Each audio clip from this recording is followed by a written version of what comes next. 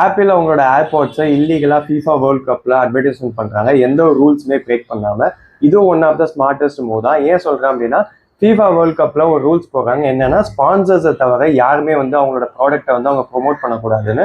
So அப்படி பார்த்தா ஆப்பிளோட logo, ஆப்பிளோட advertisement இது எதுவுமே வந்து அந்த ஈவெண்ட் அப்போ நடக்கவே கூடாது, காமிக்கவும் கூடாது. அப்படி இருக்கும்போது கூட ஆப்பிள் வந்து இதில் ஒரு ஜீனியஸான லூப் ஹோல் கண்டுபிடிக்கிறாங்க. ஏன்னு பார்த்தீங்கன்னா, FIFA வேர்ல்ட் கப்புன்றது ஒரு மிகப்பெரிய ஈவெண்ட். அங்கே வந்து லட்சக்கணக்கில் மக்கள் வந்து பார்க்க வருவாங்க. ஸோ எல்லாருக்குமே வந்து அவங்களோட ப்ராடக்ட் இல்லை பிராண்டையும் வந்து அவங்க ப்ரொமோட் பண்ணணும் தான் தோணும். அப்படி இருக்கும்போது ஆப்பிள் என்ன பண்ணுறாங்க அப்படின்னா, ஃபுட்பால் நடக்கிற கொஞ்ச நாளைக்கு முன்னாடி டாப் பிளேயர்ஸ்லாம் சூஸ் பண்ணி அவங்களுக்கு வந்து ஃப்ரீயாக வந்து ஏர்பாட்ஸை கிஃப்ட் பண்ணுறாங்க. ஸோ அந்த பிளேயர்ஸும் பார்த்தீங்கன்னா பை நேச்சரலாகவே எங்கேயாவது போகும்போது டிராவலிங் டைம் அப்பயோ இல்லை ஏர்போர்ட் அப்பயோ இல்லை வந்து ஏதோ ட்ரைனிங் அப்போ பார்த்தீங்கன்னா ஏர்போர்ட்ஸோட தான் இருக்காங்க.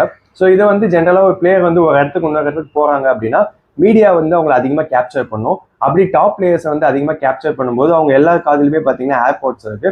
அதை பார்த்தாலே தெரியுது ஆப்பிள் ஏர்பாட்ஸ்ன்னு. ஸோ மக்களுக்கு என்ன தாட் வருது அப்படின்னா, நம்மளோட ஃபேவரட்டான பிளேயர் கூட ஆப்பிள் ஏர்பாட்ஸ் தான் யூஸ் பண்ணுறாங்க, ஸோ நம்மளும் அது மாதிரி யூஸ் பண்ணணுன்ற ஒரு தாட் வருது. ஆப்பிளும் இதுதான் எக்ஸ்பெக்ட் பண்ணாங்க. இது மாதிரி மக்கள் மனசுல வந்து ஒரு எண்ணத்தை கொண்டு வரணும் தான்.